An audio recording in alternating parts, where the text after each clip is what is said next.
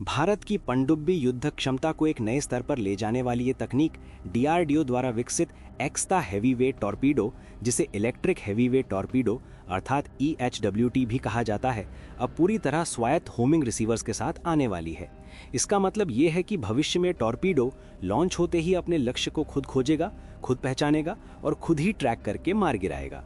ये बदलाव सिर्फ एक अपग्रेड नहीं है, बल्कि भारतीय नौसेना की अंडर वाटर वॉरफेयर रणनीति में एक बड़ा क्रांतिकारी कदम माना जा रहा है। खास बात यह है कि इस नई क्षमता के विकास में निजी कंपनियां जैसे कि एक्सिस गेट्स टेक्नोलॉजीज भी डीआरडीओ के साथ साझेदारी कर रही हैं, जिससे आत्मनिर्भर भारत की दिशा में एक ठोस प्रगति दिखाई देती है। EHWT का विकास 2010 के दशक की शुरुआत में डीआरडीओ के नेवल सिस्टम्स एंड मटीरियल्स यानी नाविक प्रणालियां व सामग्री समूह के तहत शुरू हुआ था। इसका उद्देश्य फ्रांस की F-21 टॉर्पीडो जैसी विदेशी प्रणालियों पर निर्भरता खत्म कर एक ऐसी स्वदेशी टॉर्पीडो बनाना था जो ज्यादा रेंज, ज्यादा स्टेल्थ और ज्यादा ऑटोनॉमी प्रदान कर सके।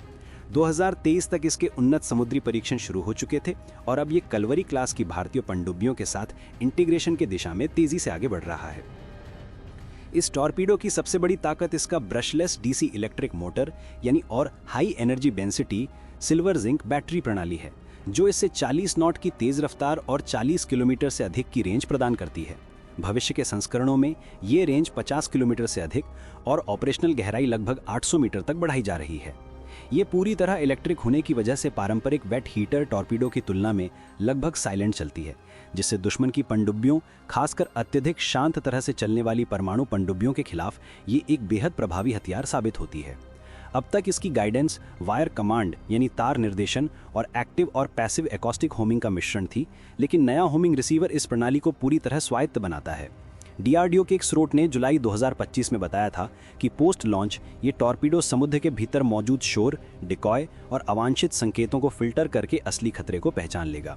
ये क्षमता वरुणास्त्र टॉर्पीडो के ट्रायल से विकसित एल्गोरिदम पर आधारित है, जिससे इसे लॉक ऑन आफ्टर लॉन्च और 90 डिग्री तक हाई ऑफ बोरसाइट होमिंग की क्षमता मिलती है। यानी पनडुब्बी को दुश्मन के ठीक सामने होना जरूरी नहीं, टॉर्पीडो एक निश्चित एंगल से भी लक्ष्य को पकड़ सकता है। इस नए होमिंग रिसीवर की असली खूबी इसके मल्टी मोड एकॉस्टिक सेंसर्स में है। इसमें दो प्रमुख सेंसर शामिल हैं, एक ब्रॉडबैंड सोनार जो समुद्र के भीतर पैसिव लिसनिंग करता है और दूसरा हाई फ्रीक्वेंसी एक्टिव सोनार जो पिंग करके लक्ष्य को खोजता है। दोनों की जानकारी इनर्शियल नेविगेशन प्रणाली के साथ फ्यूज की जाती है, जिससे टॉर्पीडो बीच रास्ते में भी अपनी दिशा खुद तय कर सकता है। जरूरत पड़ने पर ये अपना वायर कमांड तोड़कर पूरी तरह ऑटोनोमस मोड में चला जाता है और दुश्मन की काउंटर मेजर सिस्टम्स जैसे कि एकॉस्टिक जैमर्स और नॉइज मेकर से बचते हुए लक्ष्य तक पहुंचता है। चीन की नेवी की टाइप 093B पनडुब्बियों की मौजूदगी वाले इंडियन ओशन रीजन में ये क्षमता भारत के लिए एक महत्वपूर्ण रणनीतिक बढ़त बन सकती है। गहराई वाले युद्धक परिदृश्य में EHWT अपने बैटरी मैनेजमेंट सिस्टम को उपयोग करके सर्च पैटर्न्स में भी घूम सकता है। ये लगभग 60 मिनट तक लो स्पीड पर घूमते हुए लक्ष्य को ढूंढ सकता है और फिर उसे पकड़ते ही फुल थ्रॉटल पर हमला करता है।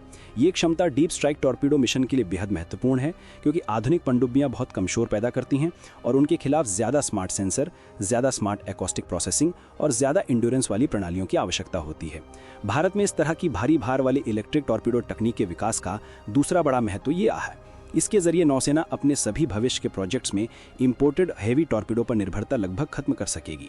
भविष्य में P-75I प्रोजेक्ट की अगली पीढ़ी की पनडुब्बियों, अरिहंत क्लास की परमाणु पनडुब्बियों और आने वाली SSN परियोजनाओं के लिए भी ये टॉर्पीडो एक मजबूत आधार बनने जा रहा है। तकनीकी रूप से देखा जाए तो EHWT न सिर्फ एक हथियार है, बल्कि भारतीय मराइन युद्धक रणनीति में एक विशेष भूमिका निभाने वाली प्रणाली बन चुकी है।